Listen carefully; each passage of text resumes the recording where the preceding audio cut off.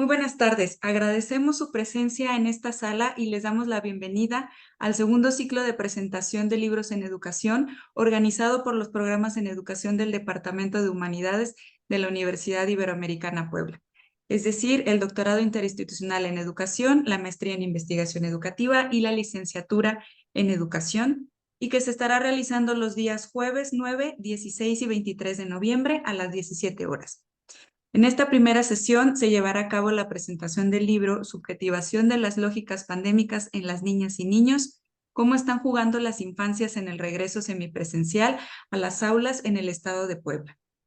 Para el desarrollo de la sesión se realizará una breve presentación de las autoras y después habrá una comentarista.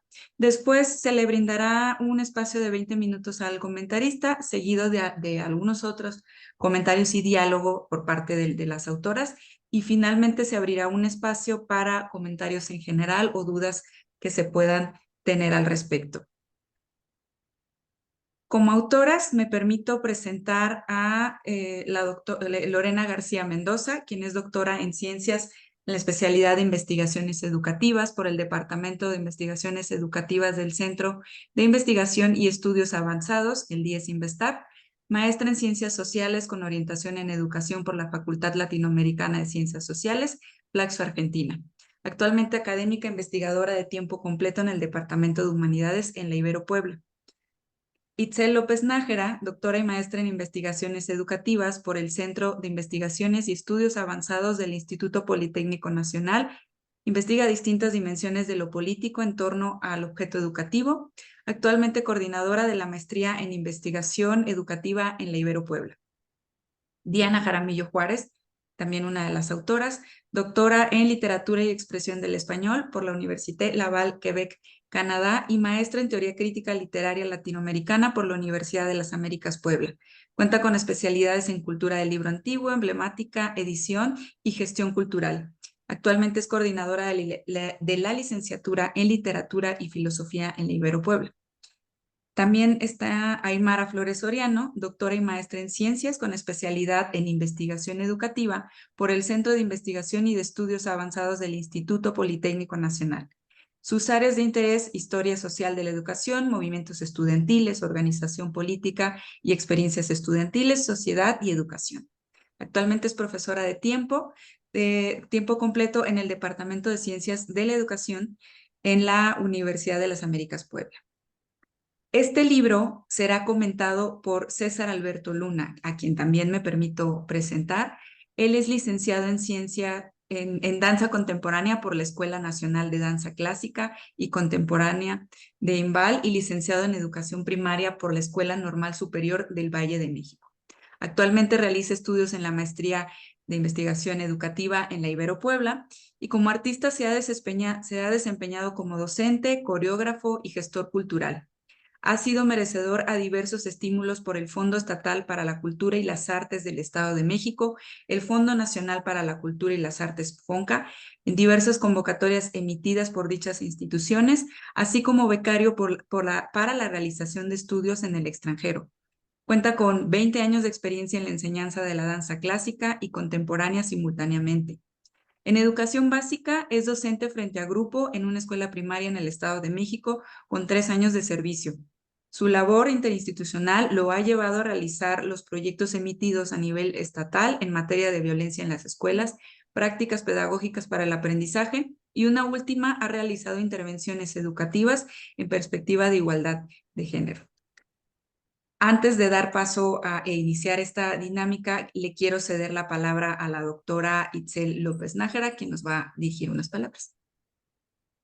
Gracias, Misa. Espero que me escuche bien.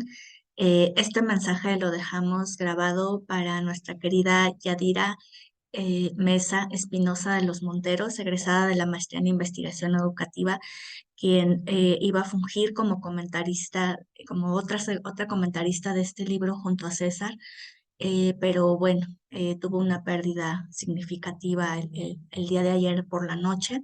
Entonces queremos enviarle por parte de la maestría, de los programas en educación y de todos los que estamos aquí conectados y conectadas, un fuerte abrazo, y ya que va a quedar aquí grabado, un fuerte abrazo para ti, Yadi, y pues estamos aquí para apoyarte en lo que tú necesites.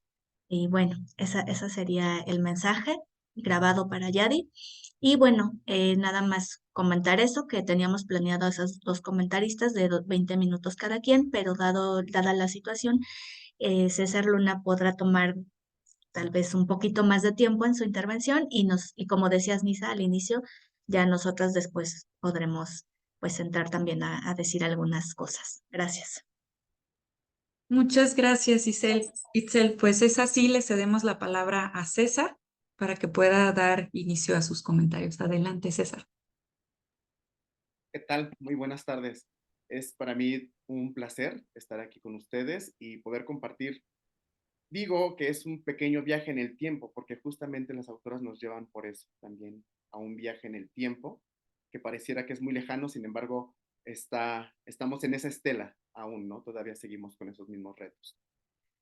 Sobre todo cuando pensamos en la pandemia, el suceso que sin duda alguna tocó muchos aspectos de la vida y nos dio también una posibilidad de reflexionar hacia diferentes aristas que acontece en nuestro devenir humano. Eso sin duda también toca y trastoca el presente libro.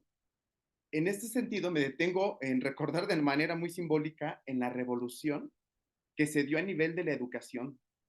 Estuvimos llenos de incertidumbres, retos y sobre todo de nuevas configuraciones de enseñar y aprender. Pero a su manera y de forma paralela también había expertos en educación que estaban buscando esa forma de resarcir los daños que nos estaba causando la pandemia a nivel educativo. Esta forma pues era contrarrestar de alguna forma pues los cierres de los espacios que por excelencia era el punto de convergencia entre niñas, niños, docentes y padres de familia, de escuela. De esta manera rescato también la aportación que las autoras nos regalan con esta investigación, porque sin duda alguna lo comentaba hace unos días, es una joya, lo veo como tal, como algo que brilla y que está latente, porque nos da más allá de ofrecernos resultados, sino que le dan un relato a la forma en que se configura la investigación durante la pandemia y sobre todo en el regreso sistémico a la realidad. Es decir, es este viaje que nos conlleva desde lo que era estar detrás de una pantalla hasta vernos nuevamente los rostros. Y digo los rostros de manera muy parcial porque solamente veíamos los ojos, ¿no? Lo demás era aún un tanto desconocido para muchos, sobre todo para las infancias que entraron a la escuela justamente a nivel virtual. Se conocían por pantalla. Ellas parten también de darnos un panorama muy amplio de los sucesos que conllevó la pandemia a nivel escolar, académico y sobre todo de socialización. Ese es otro punto bien importante del libro, que toman el nivel social que implica la escuela y la presencialidad. ¿Por qué? Porque de repente muchas investigaciones eran en cómo atendemos la escolaridad, cómo atendemos el que aprenda, cómo atendemos el que enseña. Pero nos detuvimos muy poco en pensar qué sucedía con la socialización. Esa mirada también nos abre a entender que había una paradoja y un paréntesis de lo que no estaba sucediendo y que también nos daba muchas pautas para reaprender y resignificar lo que es la escuela. Y esto, obviamente, se fue su mirada hacia lo que sucedía en el ámbito escolar. Es decir, la pandemia trastocó la vida laboral, la vida familiar, pero ellas se centraban justamente en el ámbito escolar. ¿Qué pasa en las escuelas? Lo más enriquecedor, sin duda, fue que partieron de algo que es inherente a las infancias, algo que de repente nos olvidamos porque lo viven, porque está ahí presente y es el juego. ¿Cómo, cómo esa parte que todos vivimos, porque tenemos esa experiencia en el tiempo de jugar, no la vemos hasta que somos adultos como un proceso de aprender con el otro, para el otro y entre nosotros como colectivo? Y justamente más allá de darnos experiencias de socialización con pares, conlleva un aprendizaje simbólico de la realidad. Es decir, no es solamente una parte de juego, me canso, sudo y me divierto, sino qué está sucediendo cuando sudo, qué sucede cuando corro, qué pasa con mi cuerpo, qué pasa con mi vínculo con el otro. Y eso es mágico porque sin duda la pantalla nos limitó a eso, aunado que también nos silenció. El alumno estaba silenciado y eso también partía el mundo educativo en dos cosas completamente distintas. Una que era justamente la socialización a nivel verbal, pero también la socialización a nivel corporal. Y eso es también algo que impactó en los cuerpos de los infantes. Y esto nos lleva obviamente también a una reflexión de las prácticas que sucedían en la pandemia, la incidencia y sobre todo este bello punto que es encontrar un punto de convergencia para fomentar en las prácticas lúdicas, aquí lo dicen nuestras autoras, que promueven nuevamente lo solidario, la inclusión del cuidado y el cuidado colectivo. Eso es también el juego. Las autoras primero nos comienzan dando una elaboración de su propuesta. Justamente es algo lo más enriquecedor que sucede en la investigación, ¿no? Comienzas en un lado y terminas no en otro, sino solamente le encuentras otros sentidos y otros fenómenos que de repente pensaste que no existían o que realmente se fueron dando. Porque justamente platicaba en un momento con una de las autoras, con Itzel, y le decía, una cosa es lo que yo quiero investigar y otra cosa es lo que la investigación quiere decir, porque la investigación también dialoga sin que uno pretenda que lo haga. Y en este punto viene esa explicación, ¿no? De dónde salen las estrategias que van a contribuir a afrontar y prevenir esas formas de jugar en la pandemia y después de la pandemia. Y obviamente su investigación nace justo de una convocatoria que venía para afrontar, prevenir y erradicar las violencias estructurales en México. Si nos damos cuenta, viene de un contexto completamente pareciera distinto, pero que no es en realidad algo ajeno, sino que son parte de esas infancias, porque las están vinculando, vinculan su realidad con su juego. Posteriormente hablaré de un juego en particular que ellas también lo vivieron y que sin duda alguna eh, volví a ver a mis pequeños de primer año y ese es algo enriquecedor, es algo bien emotivo. Y bueno, su pesquisa de dónde parte, esto es lo más, también lo más preciso que es bien bonito, que es la Ciudad de México. Primero empiezan con un esbozo de la Ciudad de México, Veracruz y Puebla, ¿no? ¿Qué está pasando a nivel de violencia? ¿Qué nos dan los juegos? ¿O qué nos dan esos diálogos? Sin embargo, fue en Puebla donde se aterriza esta investigación, donde dicen, vamos a empezar acá, obviamente también partiendo de, de otro programa institucional que conlleva la investigación educativa.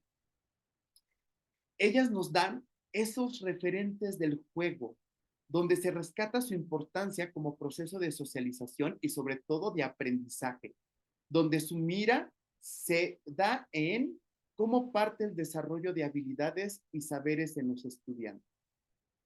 Si bien nos dan una breve explicación, digo breve para no decir que fue muy profunda, pero al final esa concreción de decirnos de dónde partieron. Y eso es lo más interesante. Partieron de lo que estamos nosotros haciendo, dialogando a través de la virtualidad. La escuela que les fue otorgada y donde la autoridad, la directora y los docentes estuvieron bastante inquietos en el sentido de decir, vamos y apostamos por la investigación, queremos ser parte de ella, les abrieron esos espacios del quinto y sexto grado de educación primaria y ellas se organizaron. Yo no me quiero imaginar todo lo que vivieron para llegar justamente a la investigación directa con los alumnos. Obviamente, estaban los cuidadores primarios, padres de familia, tutores, eh, mirando qué se preguntaba. Pero esto también hace otro vínculo que de repente no entendemos y que es la familia. La escuela es tripartita, es institución, es docente, es alumno, pero ese alumno está ligado a un contexto particular y es la familia.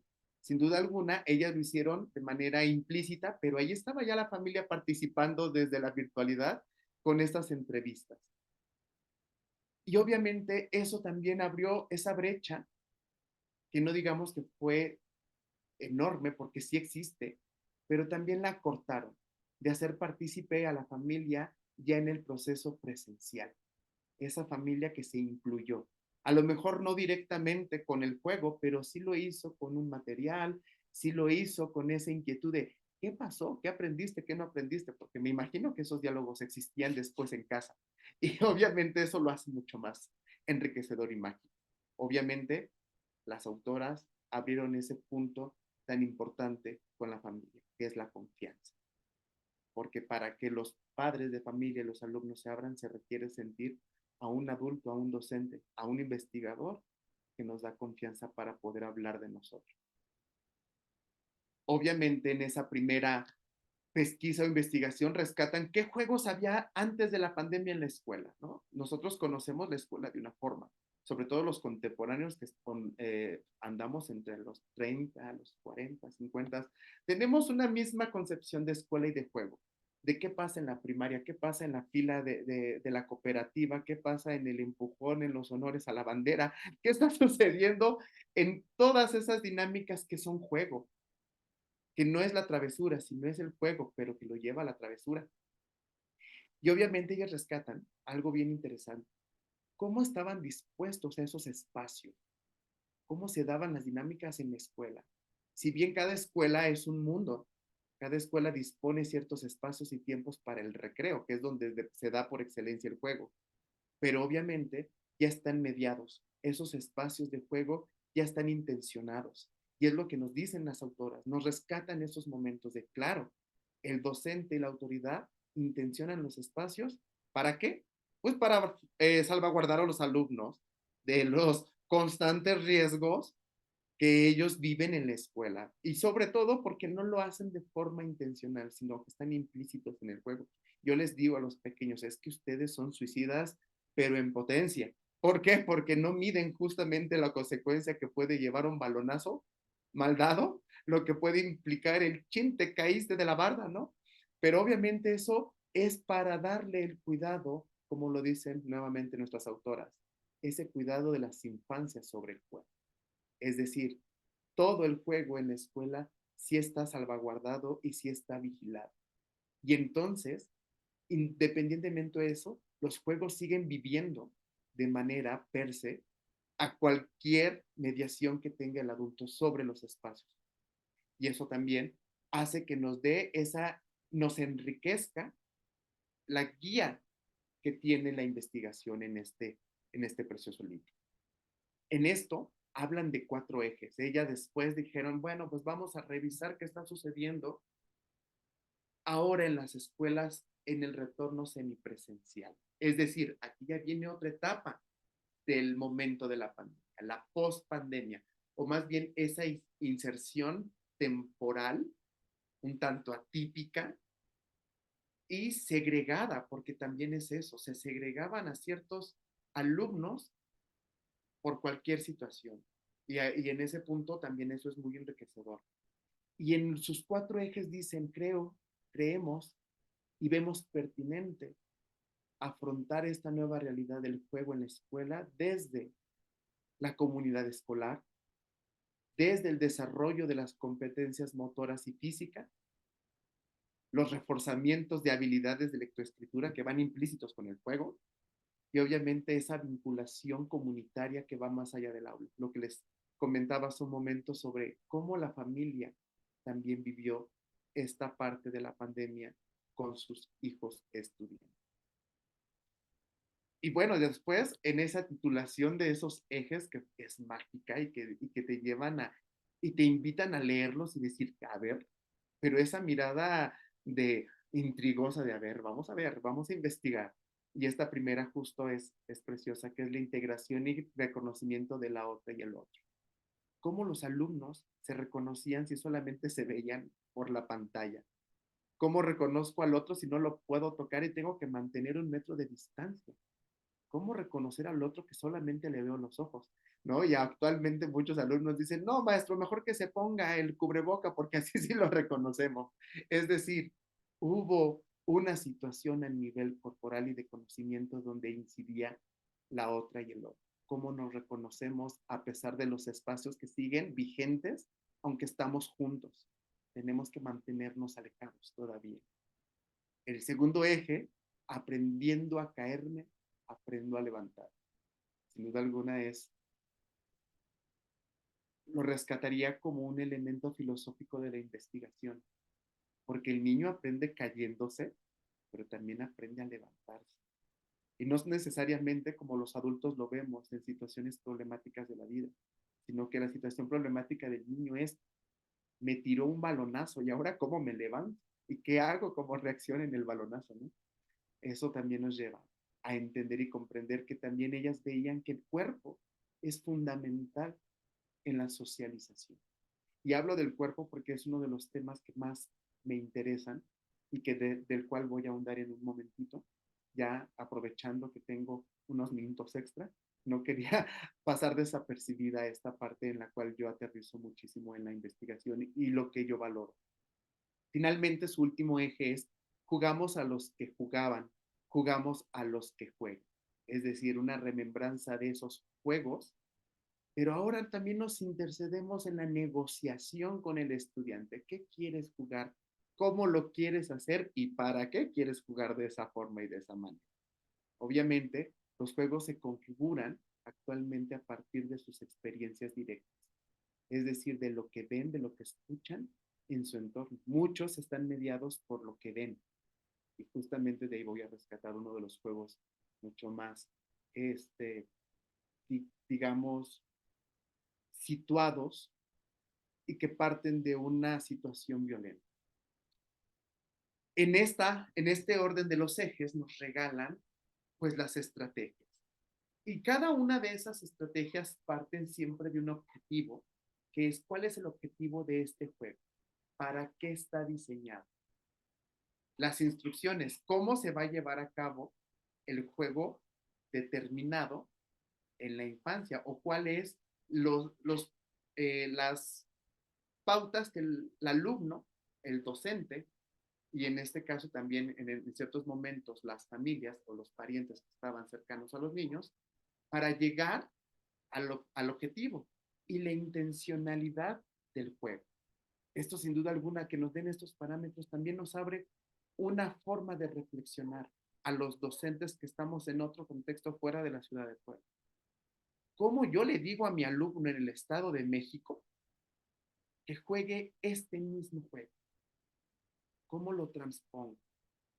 Y justamente es lo que nos invitan las autoras en sus conclusiones al finalizar, que sería una buena idea poder complementar estas acciones que nos promueven conjuntamente en otras escuelas, porque obviamente este mismo fenómeno va a tener otra incidencia en otra escuela, con otros docentes, con otros alumnos, con otras infancias.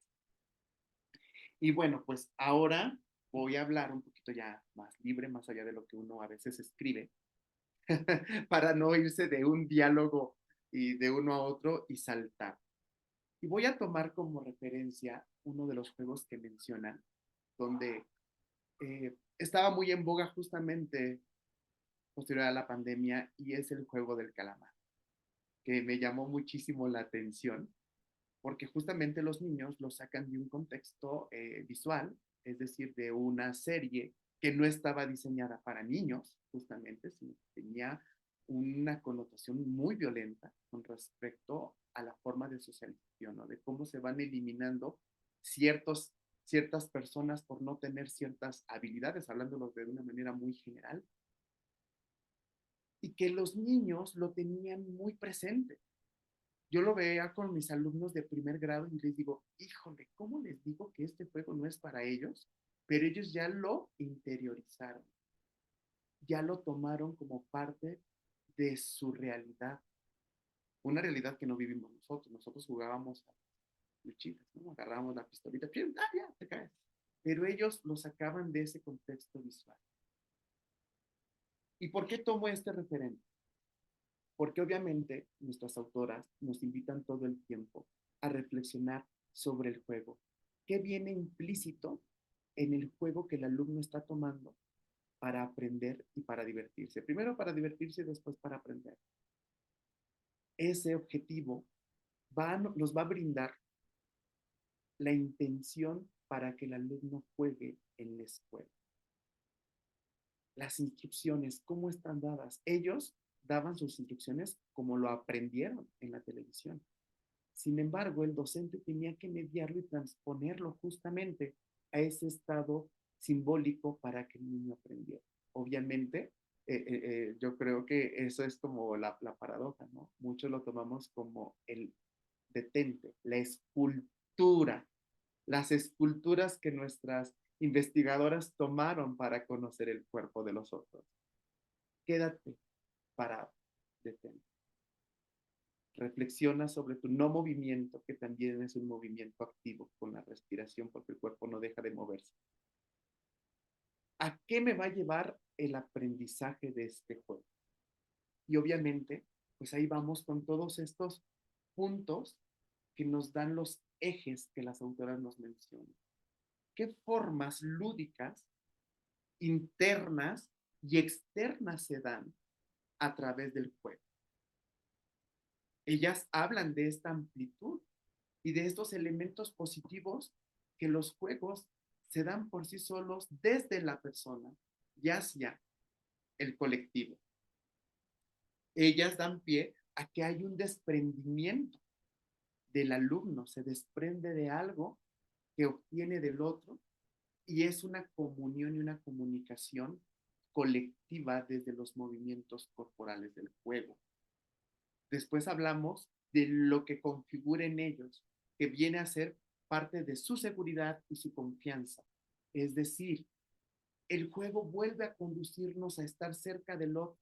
Si nos damos cuenta o nos percatamos, ellas hablan de este punto, de ese miedo al estar en contacto con el otro. Aunque ya tengo mi cubrebocas y me haya puesto el gel antibacterial y salvaguardar las infancias, el niño sigue teniendo miedo, pero ya no es el miedo al SARS-CoV, el miedo es al otro, porque también la pandemia nos dio el miedo al que tose, al miedo al que lagrimea, al miedo al gripiento. Mi compañero tiene tos, me alejo. Y entonces, a través de estas estructuras del juego, ellas nos dan eso. ¿Qué va a estar pasando? Hay una reconfiguración de esa seguridad y esa confianza para estar nuevamente y apropiarnos de lo que ellas decían, la segregación del espacio escolar determinado para el juego. También la pandemia nos volvió a unir a niveles escolares. Antes los niños en la escuela que toman como referencia tenían separación de espacios, ¿no? Donde estaban los grandes, estaban los pequeños, estaban ciertos grados en cierto horario y demás, pero esta situación abrió a que volvieran a conjugarse estas diversas infancias. Los observo. ¿Dónde están los niños grandes? ¿Dónde están los niños chicos? ¿Dónde están las niñas? ¿Qué hacen las niñas? ¿Qué hacen los niños? Y vuelven los niños en general a apropiarse de sus espacios. Otra fue que resignificar los juegos, los sentidos que se le daban a los juegos. Y de aquí parto del primero, que es el de gestos. Ellas nos invitan a decir, bueno, pues vamos a ver de qué manera vienen los gestos implícitos para conocer al otro. ¿Y cómo hago los gestos si el niño está cubierto con el cubrebocas? Híjole, primero ahí entendemos que hay una barrera para nuestras investigadoras. Ellas tienen que apropiarse de ese juego, transponerlo a la realidad de, bueno, si no podemos usar el gesto, ¿qué sí podemos hacer? Y justamente viene eso a lo que la pandemia nos orilló, a dejar de hablar y volvemos a hablar. Entonces, ¿qué hacemos a partir de esa resignificación del juego? Pues no podemos mantener una gesticulación a nivel del rostro, pero sí podemos mantener un diálogo, ese diálogo que fue suprimido, perdón, en la pandemia. Y entonces viene esta resignificación. En el aula virtual solamente hacíamos sí y no, o dedito arriba. Ahora teníamos esa posibilidad ya de dialogar y vieron nuestras autoras esa resignificación del juego. Vámonos a verbalizar. Y entonces esta resignificación de los juegos que nos van dando en sus 4 ejes, nos dan esa posibilidad de reflexionar cómo llegaron nuestros niños después de la pandemia. cómo llegaron estas infancias rotas, quebradas y hasta cierto punto calladas. Y cómo hacemos para que se vuelvan a integrar desde los cuerpos. Y justamente jugamos a lo que juegan. Yo no me imagino a la doctora Itzel o a la doctora Aymara ahí jugando el juego del calamar y no me detengo, o jugando a los gestos, porque híjole, ahí perdemos todo nuestro protocolo interinstitucional que nos han dado nuestras credenciales, porque ¿qué creen? Se volvieron niñas nuevamente, regresaron a sus infancias. Por eso yo comentaba en un principio, es un viaje al tiempo, pero no fue al tiempo pandémico, sino que también a mí como docente me regresó a mi infancia, y que ahora como docente digo, qué importante es volver a jugar, qué importante es volver a reaprender a través de esta subjetivación de los juegos, porque el juego tiene implícito la vida. Después, ellas hablan de cantos colectivos, bailes y vínculos afectivos mientras jugaban. Recuerdo justamente con esta reflexión cuando hicieron aquella mención de la docente de la Nueva Escuela Mexicana, cuando decía lero, lero, ta, ta, ta, un baile, un juego, una significación. El niño lo sigue haciendo, el niño sigue cantando, el niño sigue jugando, vuelve a hacer esos vínculos que los empodera y les da su significación como niños. Y ellos ven que dentro de esos juegos se aprende. En el patio de mi casa es particular. La cucaracha ya no quiere caminar. ¿Y por qué ya no quiere caminar? No, ya, híjole, ya no tiene patita. Y entonces el niño vuelve a resignificar y a volver a hacer esa analogía entre su cuerpo y la cucaracha. Entre el patio de mi casa, si vivo en un patio pequeño, si vivo en un patio grande. Porque también justamente el volver a apropiarse de los espacios fue volverles a dar una nueva dimensión de su cuerpo en el lugar. ¿Por qué? Porque estábamos segregados a espacios tan pequeños y a veces conviviendo con familias muy grandes. Entonces la cucaracha se quedó sin pie porque ya no pudo caminar, ya no pudo salir de su casa. Una significación y una revaloración y esta reflexión que nos llevan a los juegos y a los cantos del patio. A esos que a lo mejor ya no los tenemos tan presentes en las nuevas infancias, pero que es importante respetar, porque nos llevan justamente a ese vínculo afectivo, sensorial y emotivo.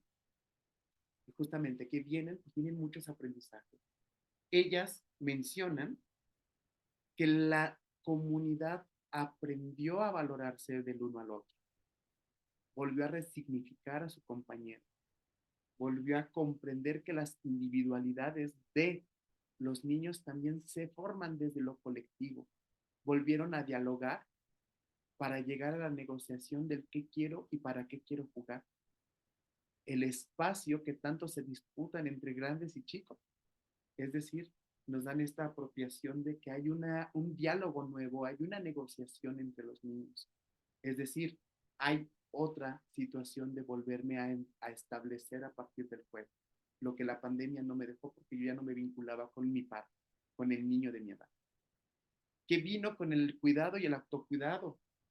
Obviamente ellas podían tener estos espacios para converger con los estudiantes, pero obviamente salvaguardando la situación de pandemia, pero también los cuerpos. Jalo, corro, brinco, y no me quiero imaginarlas nuevamente ahí ustedes corriendo detrás de los niños y, ¡ay, espera! Alto, ¿no? Porque bueno, el recreo para el docente se vuelve así, el grito desesperado de ¡date! Y justamente eso es lo que hace mágica y enriquecedora esta investigación, porque seguramente, y estoy casi, lo puedo valorar como grande, es que nuestras investigadoras volvieron a ser niños. Lo vuelvo a reiterar. Finalmente, aprender de y con las infancias. El docente tiene esa ventaja, el docente que está con otros sujetos, con otros seres vivos. Ya no hablemos solamente del niño en preescolar o en educación básica. Hablemos también en los universitarios. También ellos aprenden, también aprendemos de sus juegos. Sus juegos son distintos, pero siguen jugando. Y ellos lo que valoran, cómo las infancias nos enseñaron a la unidad, a la comunicación, a conocernos, porque sus lógicas son distintas a las lógicas del adulto. Y eso nos lleva a desempeñar un rol nuevamente. El niño tiene un rol dentro de nuestra sociedad y de nuestra estructura colectiva. Algo que ellas no pierden de vista a lo largo de los resultados de su investigación. Y finalmente sus propuestas vienen a regalarnos esto bien bonito, que es, ¿qué pasaría si se replica esta investigación en otras escuelas? ¿Qué pasaría en esos tiempos y en esos espacios? Porque obviamente seguimos en esa estela pandemia. Aunque los niños ya se relacionan, quedó algo introyectado en las infancias que todavía no los hace conectarse consigo mismos ni con el otro a partir del miedo. Todavía vemos niños con cubrebocas, niños con miedo al otro, niños con miedo a enfermar. Nos damos cuenta y nos dan a entender que no solamente basta la activación física, sino que el juego es importante y sobre todo imprescindible en nuestras infancias. Y justamente dentro de esto, ellas hablan de un grupo itinerante, de formemos futuros formadores, una propuesta bien bella porque también promueve que justamente esta investigación se haga expansiva a nivel práctico. Si bien nos da el libro muchas estrategias del juego, lo que nos da justamente es una reflexión a que yo como docente, yo como familia, pueda replicar estas situaciones lúdicas para que el niño siga aprendiendo. Y para finalizar, porque digo, podría leer de todo ese libro porque está bien bonito, pero justamente a lo que voy es agradecerles a las autoras por darnos estas pautas de reflexión para todos los que estamos inmersos en la educación, pero también para toda la comunidad científica de las ciencias sociales, pero también para las infancias, porque seguramente el regalo más hermoso de esta joya, más allá de aportarnos saberes, fue que transformaron infancias y que seguramente cuando estén como nosotros, las van a recordar como unas bellas personas. Por mi parte sería todo y agradezco nuevamente la invitación a esta reflexión. Es una joya preciosa lo que tuve en mis manos y que agradezco que nos hayan compartido. Y sobre todo, que ojalá se haga expansivo porque sus estrategias pueden impactar otras infancias que tanto las necesitan. Muchas gracias, autor. Muchas gracias, César. Es un gusto escucharte, bueno, a través de tus palabras, eh, todas estas acciones que emplearon, toda esta sinergia que tuvieron para trabajar con los niños y las niñas. Y yo debo confesar que soy testigo de cómo las veía regresar cuando estaban trabajando con esa investigación, cansadas, pero felices, ¿no? Las escuchaba compartir cómo pues la energía que de pronto había ahí acumulada, ¿no? Y cómo los juegos estaban variando, pero existía esta necesidad de trabajarlo, ¿no? Entonces también eso nos ayuda a recordar que somos humanos, ¿no? Y que al final podemos tirarnos al piso, ¿no? Y hacer cosas con ellos. Muy bien, pues tenemos aquí a varias de las autoras, está Itzel, como se presentó al inicio, está Aymara, está Lorena, entonces yo le quiero ceder quien quiera comentar algo al respecto, pero también invitar, todavía nos quedan unos cuantos minutos, a quienes nos acompañan, si desean compartir algo o desean plantear alguna pregunta, pueden utilizar el chat o bien esperar un momento más para poder cederles la palabra. No sé si alguna de las autoras quisiera participar.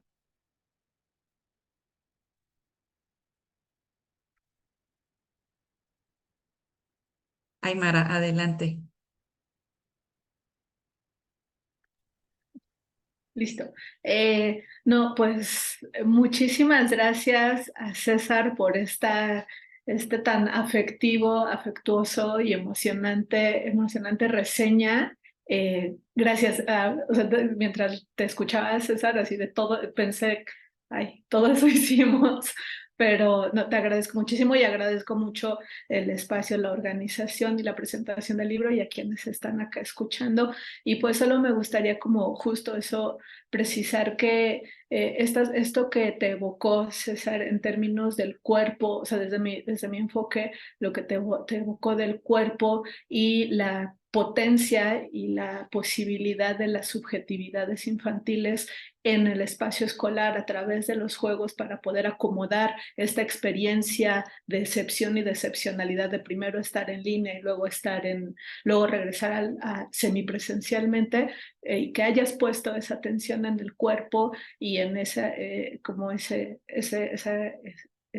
amarra de potencial para experimentar, me encantó. Qué bueno o sea, que eso te evocó, o sea, digo, y también por toda tu experiencia y tal, pero muchas gracias por hablar sobre eso y sobre lo del juego del calamar que también resaltas, también es algo que discutimos muchísimo y pues justo eso, o sea, como desde nuestra interpretación adultocéntrica y que todo el sentido que le hacemos del análisis de los entramados de violencia que se entretejen en la serie, cuando se puso en marcha ahí el juego entre las infancias y con las y les cuidadores, la interpretación le dieron la vuelta, no ingenuamente, sino que le dieron la vuelta estando ahí y hablamos también ahí como de la potencia de la subjetividad y de dar vuelta a esos discursos violentos.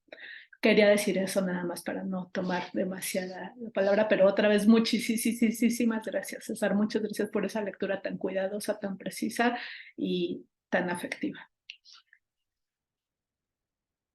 Gracias, Aymara. Lorena o Itzel. ¿Voy o vas, Itzel? ¿Sí? Bueno, sí, César, muchísimas gracias. Has sido súper generoso con tus palabras, con tu lectura. Yo he disfrutado muchísimo escucharte porque mientras te escuchaba seguía pensando en eso que hicimos, ¿no? Y me hacías recordar varias cosas. Una, que a lo mejor en el texto no está, pero que nos pareció súper interesante, cómo el juego movilizaba no solo el tema del cuerpo, sino también la imaginación. O sea, cuando empezamos y les dijimos que íbamos a ir a hacer unas jornadas de juego, bueno, eran los más felices, las más felices, todos se acercaban a nosotros, nos veían y nos daban todas las pistas de lo que querían jugar con nosotras. Nos veían en el patio y nos decían, oye, ya sé que quiero jugar con ustedes. Entonces, todo eso que evocó, o sea, la palabra, el juego como acción, ¿no? Como verbo, generaba un montón de motivación y expectativa. Entonces, bueno, eso me parece que ahora que te escuchaba decía, claro, como decía Nisa, el juego es ambiguo por eso, porque al mismo tiempo que llegábamos aquí agotadas, exhaustas, lo disfrutábamos un montón. Y al mismo tiempo nos dejaba después toda la semana meditando y reflexionando sobre lo que había pasado ahí, porque todos los días que fuimos durante estos meses, en las sesiones de juego, pero también en las entrevistas, siempre nos dejaban conmovidas por algo que pasaba, por algo que decían, y nos hacían pensar un montón de cosas acerca de la potencia que tiene la escuela, de la potencia que tiene el juego en la escuela. El juego ya estaba en la escuela, ya, siempre ha estado ahí de alguna manera en el patio, en lo que traen los niños y las niñas a compartir con sus compañeros, en los juguetes que se vuelven siempre una tensión con las maestras. Entonces siempre está ahí, pero volver en un momento como este que decíamos de la pandemia, donde había una urgencia de alegría, de vida, ¿no? De potencia de vida. Bueno, la verdad es que fue muy interesante lo que se produjo y no voy a tomar más tiempo, pero quiero decir algo más que tiene que ver con esta idea de lo colectivo, ¿no? Y de hacer esta extensión del juego, cómo convertimos estas experiencias en política pública.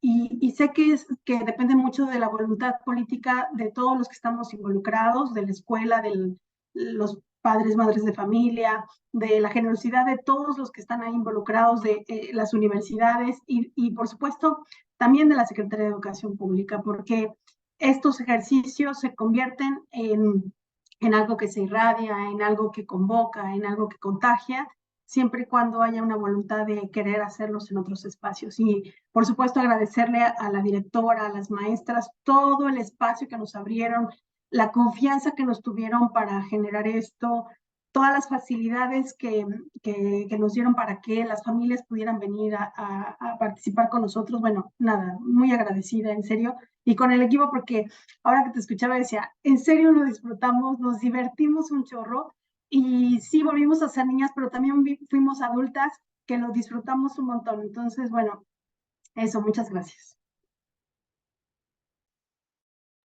Gracias, Lore. Itzel, adelante. Gracias. No sé si hay intervenciones del público o si dejaron algún mensaje en el chat o si gustan levantar la mano, pero bueno, también yo quisiera comentar algo. Agradezco muchísimo yo sabía que la lectura de César iba a ser muy atinada, muy afectuosa, el que está pues en el ámbito de lo corpóreo, de la danza. Como es estudiante de la maestría, lo he escuchado muchas veces contarnos experiencias de su aula y digo, este profe hace cosas muy lindas con sus estudiantes. Entonces, noté esa sensibilidad hacia las infancias, las relaciones entre pares y la dimensión corporal, y por eso dije, va a tener un muy buen recibimiento. Bueno, más allá de que queramos que reciban bien nuestro documento, es un comentario atinado, ¿no? Y yo sugeriría que ojalá en la medida de sus posibilidades que se haga un tiempo pues también para publicar esta reseña que nos has hecho sobre nuestro documento. Sería muy bueno también para pues el ejercicio de la divulgación, ¿no? Como esta presentación también lo es. Muchísimas gracias, César.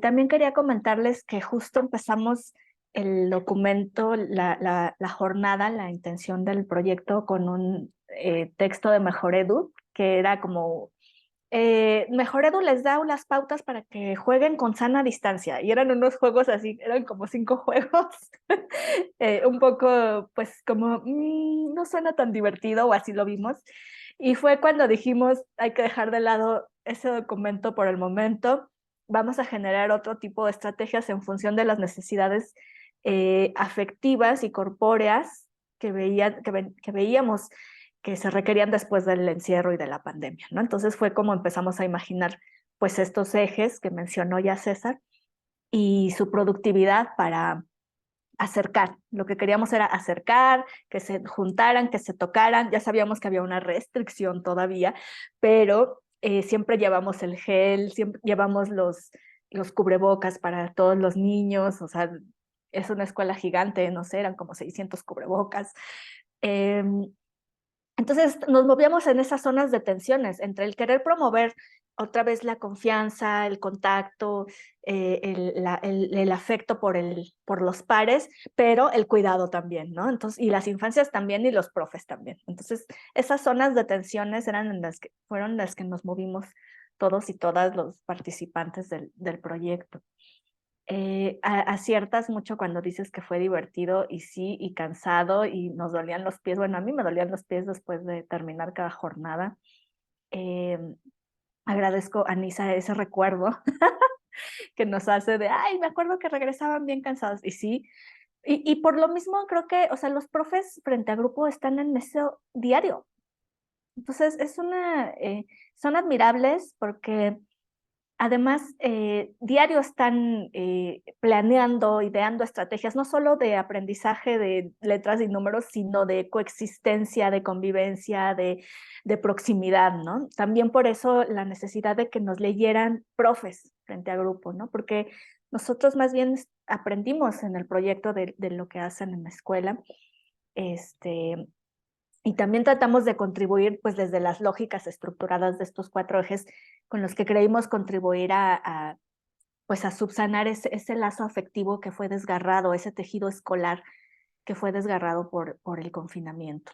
Entonces, también es parte de pues un reconocimiento de lo que se hace en las escuelas, ¿no? Y una contribución también desde nuestra mirada. Me encanta cuando hablas de las infancias silenciadas, porque es cierto, el micro, la interacción que se dio en ese momento, no solo inmovilizó o restringió la movilidad, sino que también silenció. Entonces hubo una situación pues muy difícil que poco a poco se va, esperemos que se vaya resarciendo, ¿no? Habíamos comentado en algún momento en las sesiones del seminario que los efectos de la pandemia se siguen viviendo. Lo que pasa es que no los hemos evidenciado del todo, están un poco silenciados, ocultados, no se manifiestan del todo, no sé, la gente que sigue usando cubrebocas, ¿no? O sea, cuestiones como muy cotidianas, muy que habría que seguir repensando qué tanto nos dejó, más allá del rezago, que hay un rezago en los aprendizajes, y lo vemos con los compañeros, con tus propios compañeros, César. Hay 3 estudiantes que están indagando por el nivel de desarrollo de la lectoescritura, que no están en los niveles que se supone que en ese momento tendrían que estar, ¿no? Más allá de un cuestionamiento a una mirada desarrollista, es cierto que no se están comprendiendo los textos, ¿no? A ciertas edades en las que ya tendría que estar esa comprensión. Y más allá de esos rezagos, pues estas cuestiones también, como tú decías desde el inicio, socioafectivas, institucionales también, ¿no? Que están influyendo en estas infancias. Bueno, ya me extendí, perdón. Mejor vamos a ver si hay alguien en el público que quiera intervenir con alguna pregunta, un comentario, una sugerencia. Pueden En abrir el, su micro. Sí, en el perdón. chat no tenemos, no, en el chat no tenemos nada. Adelante, por acá hay alguien de María Elena. Y ella dice, hola, es un placer estar en esta presentación y me siento agradecida por haber sido parte de una investigación que generó una hermosa experiencia para todos. Les saludo con el corazón a nombre de mis compañeros y nuestros alumnos. Por una situación personal estoy fuera de casa, pero me conecté con el celular y lo estoy disfrutando mucho y gracias por todo. Muchas Muchas gracias, gracias. Marilena. Muchas gracias. Qué bueno que se pudo conectar. Aymara, ¿querías comentarle algo? No, estoy pensando, es la directora, ¿no? Sí, muchas gracias. No, gracias otra vez. Solo agradecer otra vez, o sea, el agradecimiento, como bien lo mencionó César y que también, que bueno, que también le evocó, o sea, la confianza desde o sea, de la comunidad escolar para abrirnos en pandemia las pantallas, la casa escuela, ¿no? Y dejarnos entrevistar a las infancias, permitirnos entrevistar a las infancias. Ese vínculo solo pudo ser a partir de la directora y de las profesoras, que ellas fueron justo quienes nos pusieron muy generosamente, nos pusieron en ese espacio de confianza, y gracias a esa confianza que la comunidad tiene en ellas, la comunidad escolar, pudimos entrar primero en la casa escuela pantalla y luego la presencial. Entonces, muchísimas gracias, profe María Elena, y a las profas y a los profes. Sí. Perdón, Nisa, ya estoy moderando yo, discúlpame. Oh, adelante, adelante. Es su Perdón, espacio. perdón. Ay, hola, muchísimas gracias por compartir todo este trabajo. De verdad es un gusto verles, por lo menos por aquí. Me quedé con lo que dijiste, Lore, lo de transformar esta experiencia en política pública. Se me quedó, me gustaría mucho, porque eso se me hace muy interesante, además de todo lo que ya han planteado, porque a mí me llama mucho la atención la cuestión de política pública. O sea, si ya más o menos tienen trazado, ¿no? Un camino hacia dónde, qué proponer, o apenas le están dando forma, o no sé. Cuéntame cómo van con lo que encontraron, ¿no? Y cómo lo pueden transformar y hacia dónde lo pueden dirigir. En el texto, en este informe que se entregó a CONCITEP, adelantamos algunas propuestas de cómo se podría llevar a otros espacios, ¿no? De hecho, César lo mencionaba, y yo creo que sí, que podemos, sin este afán de replicar o de llevar a hacer algo lo mismo, porque de hecho esta intervención, como bien decía Itzel, estos ejes fueron a partir de lo que conversamos con las infancias, de lo que conversamos con los docentes, la directora. Entonces, bueno, a partir de ahí se vio que era necesario hacerlos, ¿no? Digamos, desde ahí plantear la intervención. Pero el tema del juego, ¿no? Del juego como estrategia de cuidado, como una potencia de vida, creo que puede ser un ejercicio muy interesante. Entonces, planteamos varias cosas porque creemos que sí, que efectivamente, si se trabaja sobre estas lógicas que también son pues lógicas muy desde la educación popular porque es colectiva, porque busca la transformación, porque busca generar un cambio en las estructuras, pues ya digamos así como un poco estancadas. Entonces, creo que sería bueno hacerlo. Las propuestas son a partir de esta experiencia, ¿no? Pero sí creo que se puede generar algo, como nosotros hablábamos en algún momento de generar estos espacios itinerantes, ¿no? Que nos pueden dar como esta sensación de movimiento constante en las escuelas y que puede cada escuela ir sumando estrategias, juegos, otros modos de relacionarse en el patio escolar. Desde ahí yo creo, pero sí, adelantamos algunas estrategias para hacerlo como un ejercicio de política pública, sí.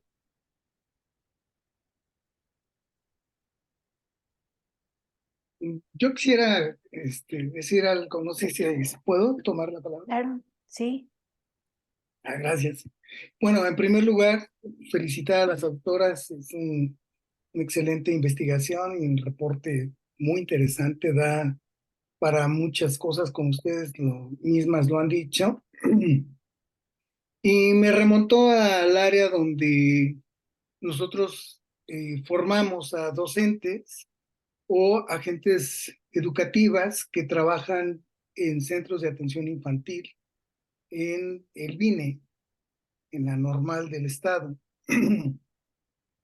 Y me remonta justamente a hacer este parangón en cuanto a los niños de 0 a 3 años, donde en este caso, en la pandemia, durante el confinamiento, pues se vieron muy afectados desarrollos como el del lenguaje, la psicomotricidad, que permite otros desarrollos.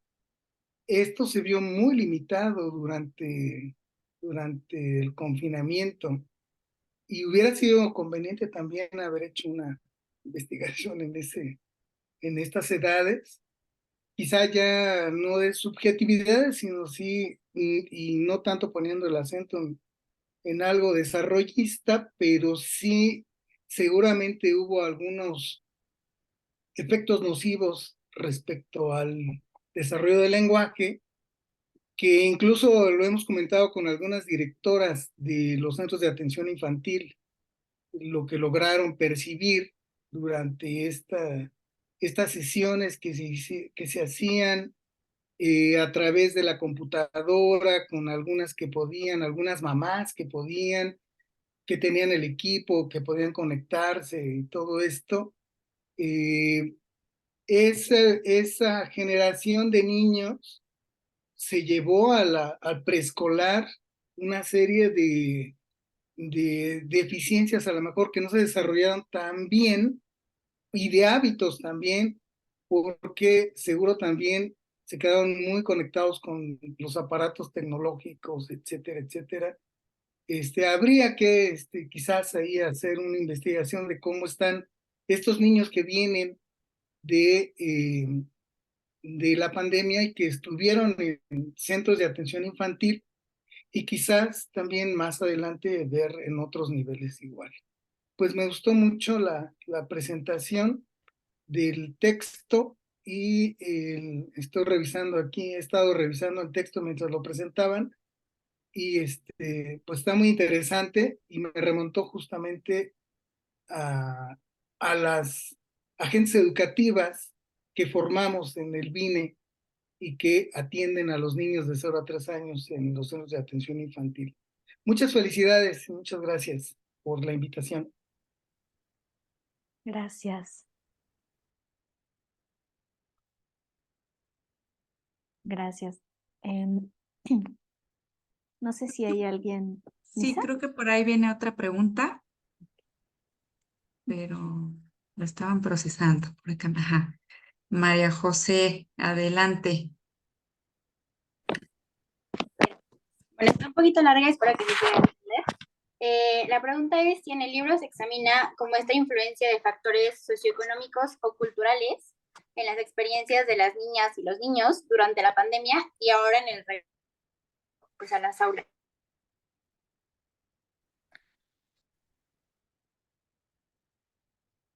Socioeconómicas y culturales. Pues no, lo que pasa es que viene una segunda publicación. Ahorita, digamos, este texto se centra más en los resultados de la incidencia, de la estrategia de incidencia que fue llevar en mayo del 2022 una jornada lúdica al plantel. Y ya lo otro que comentas, que estaría más articulado a la segunda publicación, que estamos ya integrando el número, por cierto,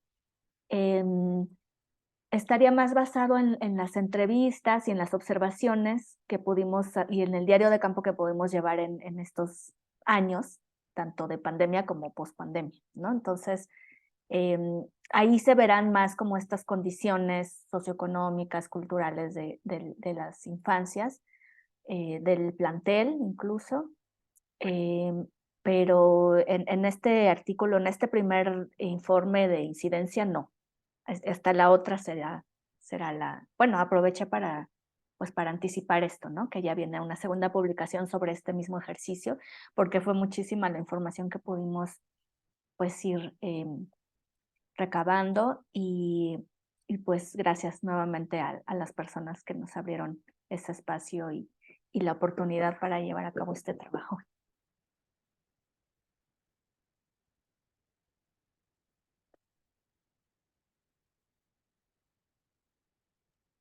No sé si podemos cerrar con alguna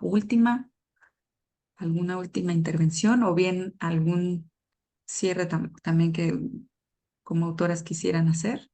¿Está por ahí Natalie? Adelante. Ay, muchas gracias. Mi pregunta quizá está en este momento pues un poquito influenciado por el momento en el que yo estoy, ¿no? De también de aprendizaje, de investigación. Y pues me gustaría como preguntarles a las autoras sobre su experiencia trabajando en equipo, escribiendo en equipo y también pues yo no estoy muy segura de cuál sea quizás su trayectoria como en investigaciones con un enfoque de incidencia, pero pues no sé, también me gustaría como preguntarles quizás si esta experiencia en particular les dejó algún conocimiento o algún aprendizaje específicamente en cuanto a investigaciones de incidencia.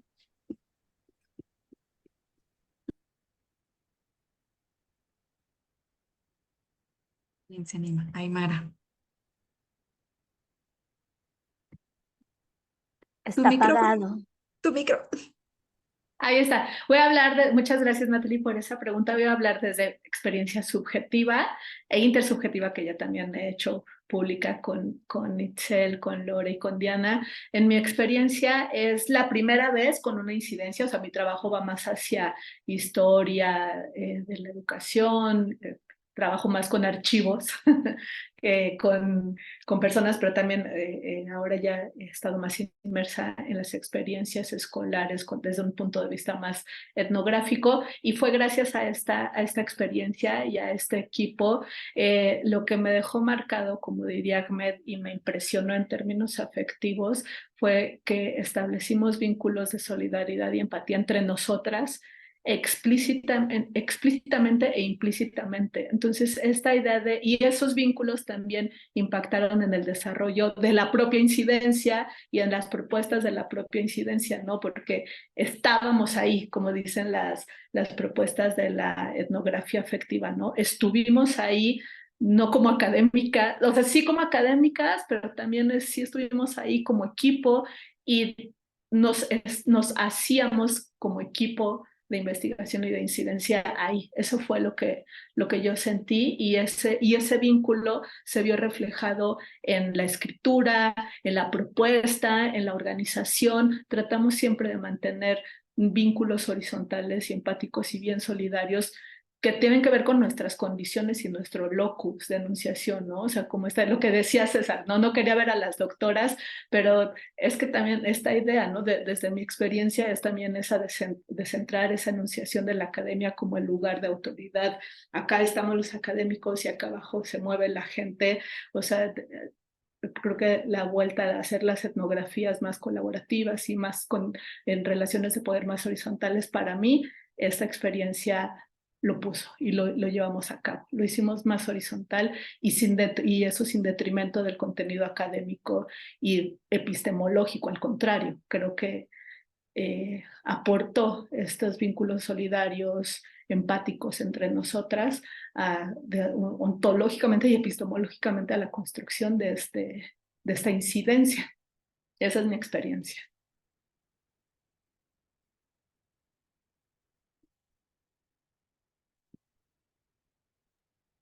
¿Quieres comentar tú, Lore?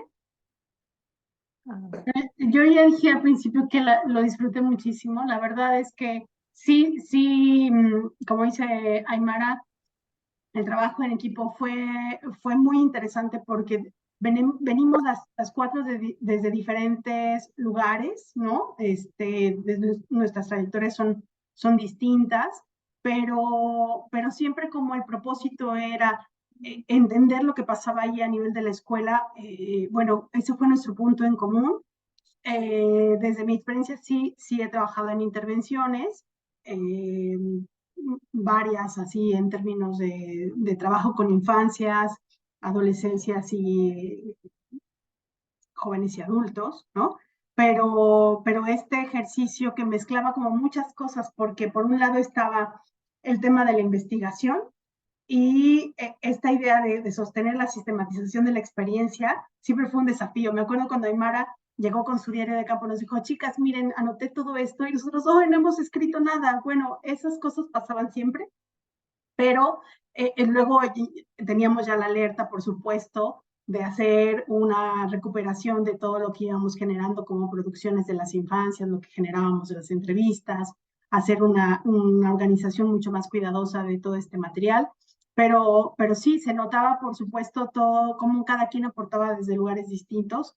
Y bueno, creo que el respeto, el cuidado, ¿no? Con el que nos manejamos siempre, escuchando a la otra, lo que decía, lo que proponía. Y yo creo que por eso también, como usando la expresión de César, es una joya, porque cada una puso sus tesoros, ¿no? En común, y creo que eso hizo, pues nada, un tesoro más grande, ¿no? Sí. Sí, así, Lore. Pues si Por acá hay quieres. un comentario ok, de sí, sí. Nelly. Ujú. Nelly Angélica Morales dice, muchas felicidades a las investigadoras por este gran trabajo y por compartirlo con nosotros, nosotras. Que justo Gracias. es una maravilla tener estos espacios presenciales y virtuales donde se puede compartir, y además que al final va a quedar una grabación para que se pueda ver las veces que sea necesario o compartir con quien no estuvo. Pues eso es una de las grandes ventajas que tenemos de la tecnología, ¿no? En algunos momentos. Y si les parece bien, podemos ir cerrando, pero sin antes, pues, me permito hacer la lectura de una de las constancias que se estarán haciendo, se les estará haciendo llegar tanto a comentaristas como a las autoras respectivamente.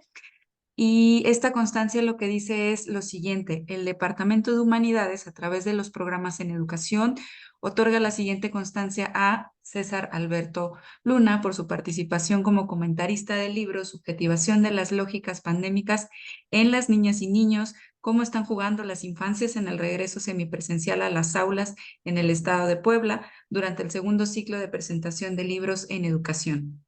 La verdad nos hará libres, San Andrés Cholula, Puebla, a 9 de noviembre de 2023. Y este documento se acompaña de la firma de nuestra directora del Departamento de Humanidades, la maestra Ana Lidia Flores Marín.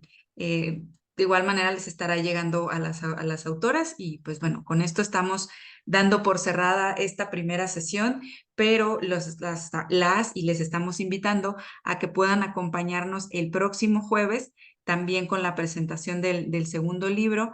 Si saben también de alguien que pueda estar interesado pues en las siguientes presentaciones, sigue el vínculo activo y en las redes sociales también estaremos compartiendo los recordatorios y compartiendo también las ligas a través de correo electrónico. Pues no nos queda más que agradecer que hayan estado en este espacio y pues bueno, que sigan al tanto de las actividades que se realizan desde los programas en educación. Muchísimas gracias y que tengan muy buena tarde, buen jueves. Muchas gracias, César.